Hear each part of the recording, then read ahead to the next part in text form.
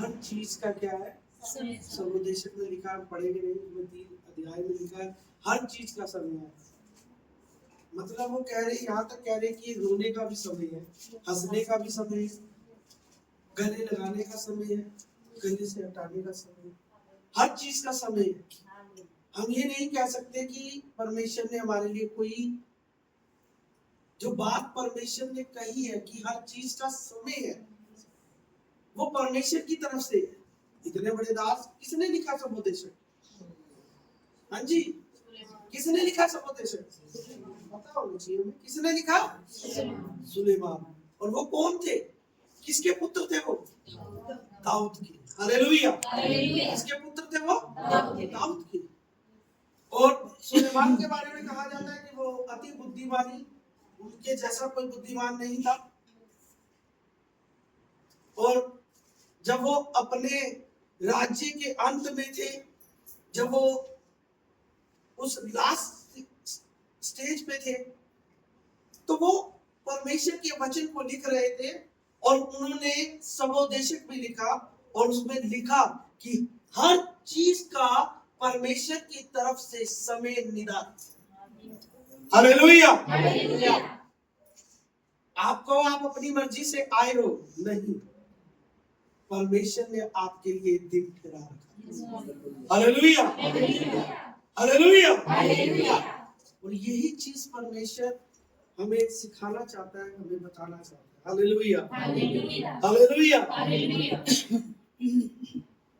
हम देखते हैं यीशु मसीह के बारे में, हम देखते हैं मूसा के बारे में, हम देखते हैं बहुत सी चीजों के बारे में जब हम बाइबल में पढ़ते हैं।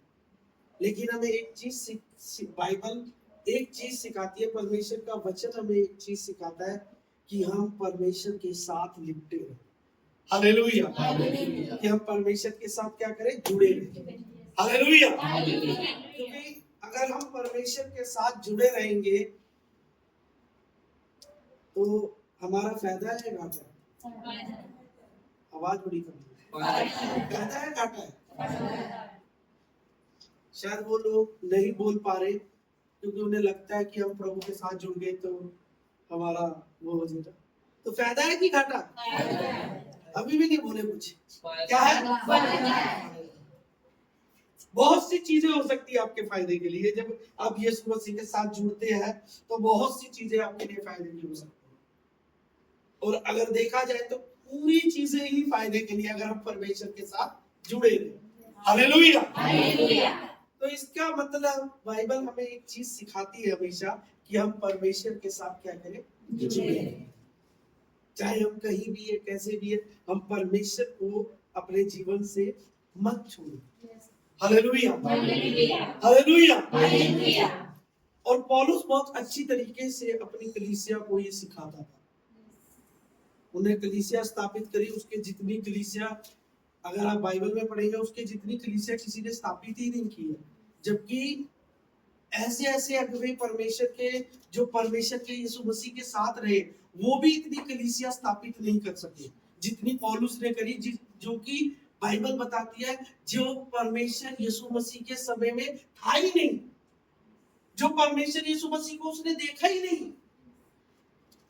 और जो थे, जो बाइबल में लिखा है, जैसे आप पढ़ते हो कि यहूदा परमेश्वर यीशु मसीह के साथ था, पतरस यीशु मसीह के साथ था, यहूदा यीशु मसीह के साथ था, और भी याकूब था, वो भी परमेश्वर के साथ था। जितने चेले आप देखते हैं, पर आप पौलुस का जिक्र नहीं देखेंगे कि वो यीशु मसीह के टाइम पे, यीशु मसीह के समय में पौलुस था।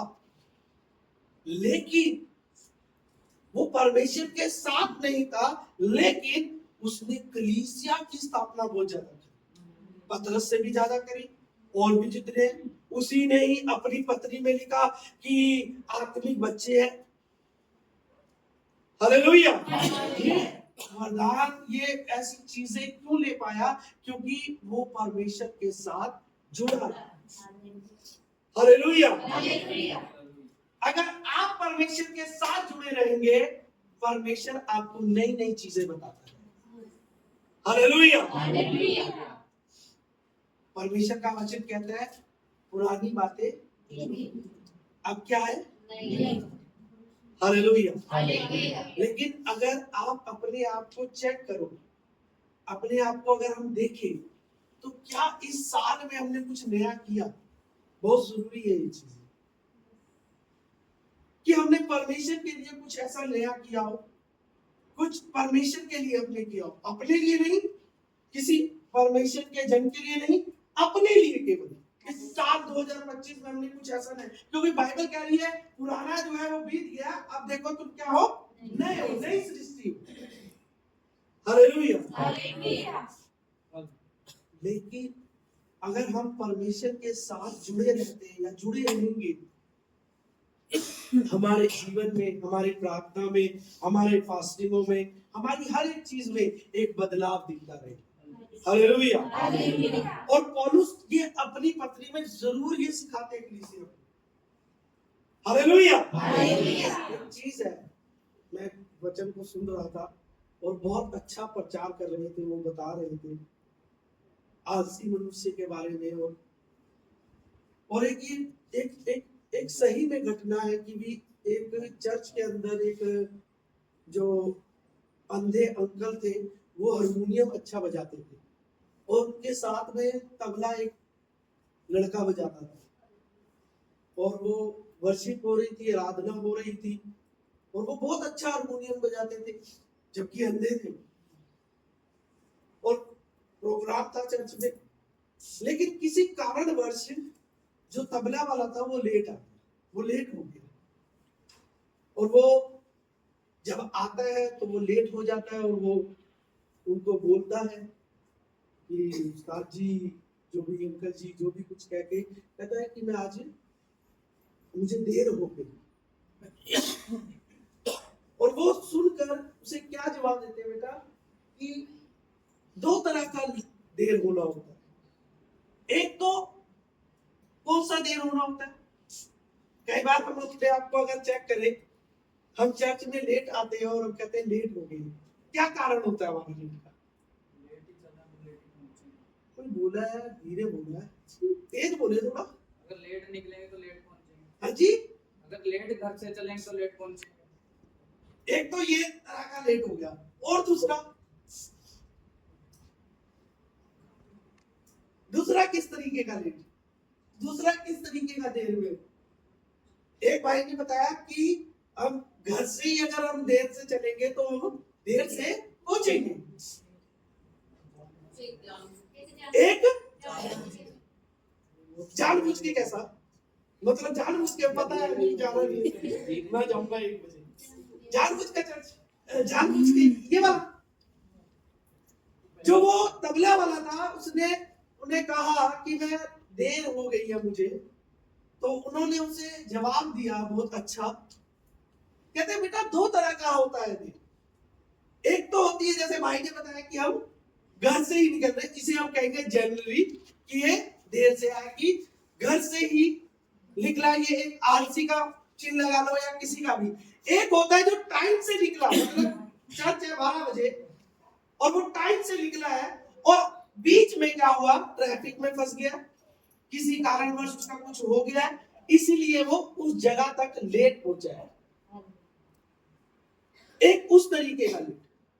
अब इन दोनों में से लेट कौन सा सही है?